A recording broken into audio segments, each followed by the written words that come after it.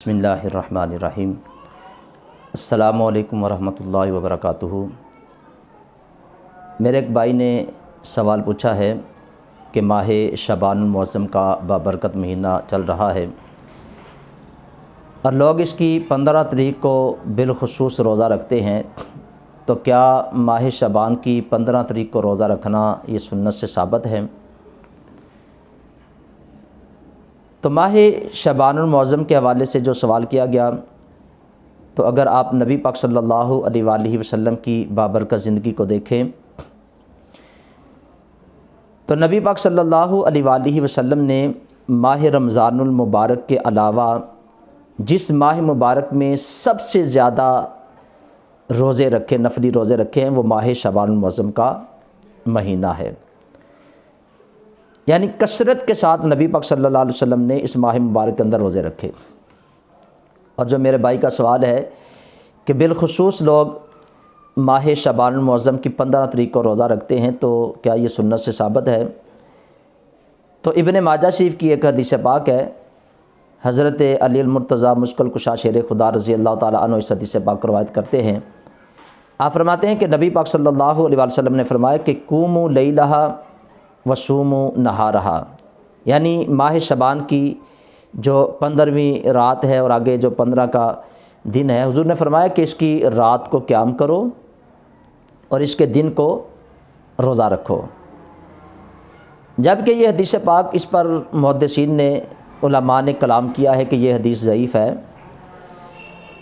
تو جہاں محدثین نے جو سند کے اصول ہیں، جہاں پہ یہ بات کی ہے کہ حدیث پاک ضعیف ہے، اس پہ ہم کلام نہیں کرتے کیونکہ یہ ایک بحث ہے، لمبی بحث ہے۔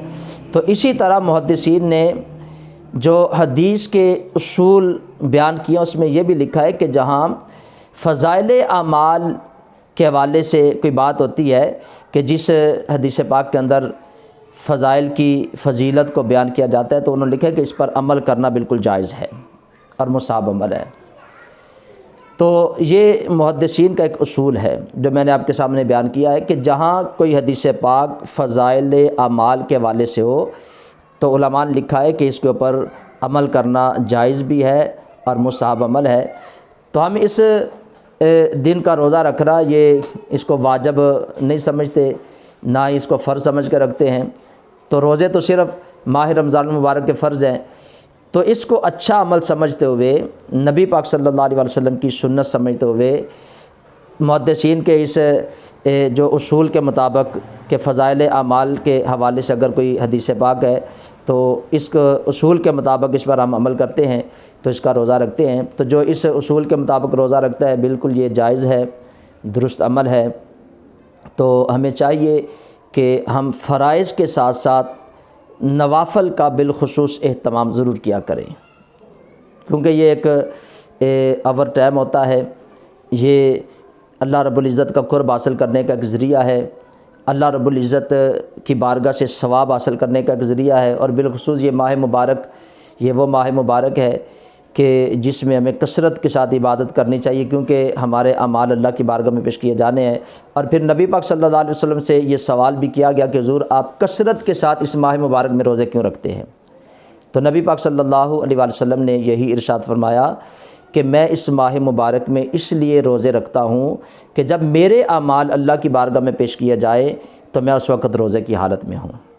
تو ہمیں چاہیے کہ ہم بھی اپنے آقا کی سنت مبارکہ پر عمل کریں، ہم بھی کثرت کے ساتھ روزے رکھیں کہ جب ہمارے بھی اعمال اللہ کی بارگاہ میں پیش کیا جائے تو ہم بھی روزے کی حالت میں ہوں۔ تو اس ماہ مبارک میں 15 شعبان کو روزہ رکھنا یہ بالکل جائز ہے، درست ہے۔ مجھے امید ہے کہ میرے بھائی کو اس مسئلے کی سمجھ آ گئی ہوگی۔